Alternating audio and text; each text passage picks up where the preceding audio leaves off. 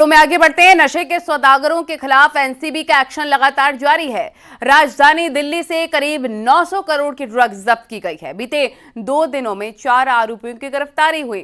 Cocaine की ये बड़ी खेप अहमदाबाद और सोनीपत से दिल्ली लाई जा रही थी। वहीं दिल्ली के अलावा गुजरात तट के पास भी 700 किलोग्राम ड्रग्स जब्त की गई है। नशे के खिलाफ ये दोनों कार्रवाई एक ही दिन में की गई है। गृह मंत्री अमित शाह ने एनसीबी को इसके लिए बधाई देते हुए दो टूक शब्दों में स्पष्ट कह दिया है कि ड्रग रैकेट के खिलाफ यह कार्रवाई रुकने वाली नहीं है। देखिए रिपोर्ट।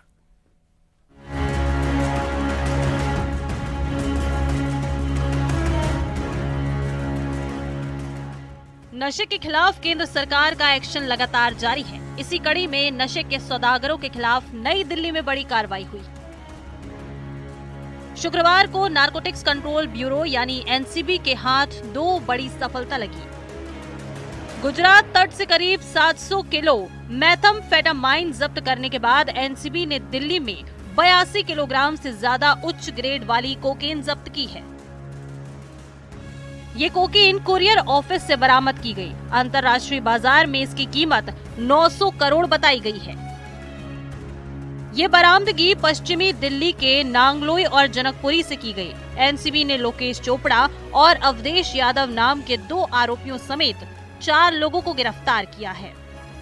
इस केस में 2 लोग कल गिरफ्तार किए थे और 2 लोगों को हमने आज गिरफ्तार किया है। टोटल मिला के 4 लोगों को हमने गिरफ्तार किया है।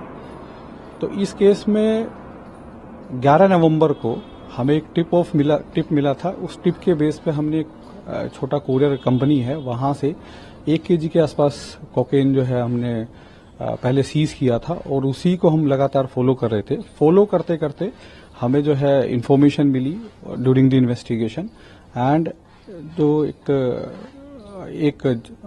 घर में हमें जाके लगभग 73 पैकेट्स वहां से मिले, जिसमें कि more than 81.5 KG cocaine was recovered. पूछताछ के दौरान पता चला कि बरामद की गई कोकीन अहमदाबाद और सोनीपत से दिल्ली लाई गई थी। इसे ऑस्ट्रेलिया भेजने की तैयारी चल रही थी। दुबई में बैठा मास्टरमाइंड दिल्ली का बड़ा हवाला कारोबारी है।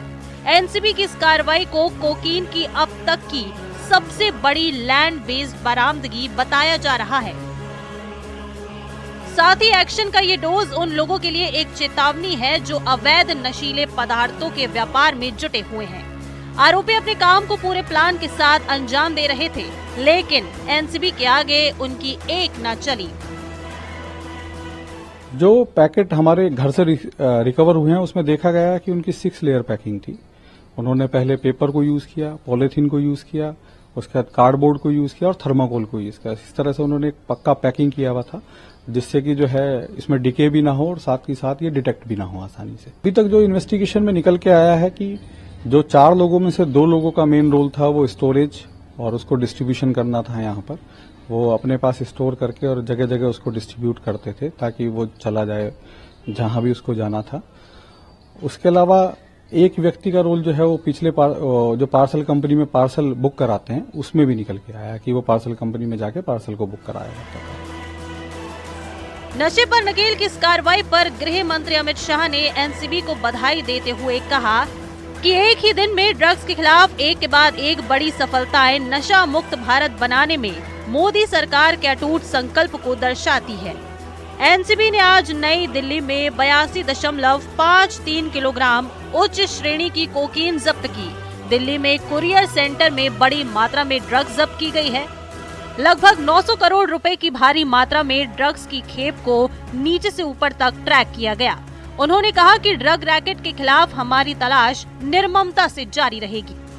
हमारे माननीय प्रधानमंत्री जी का सपना है कि 2047 तक भारत जो है वो ड्रग फ्री हो।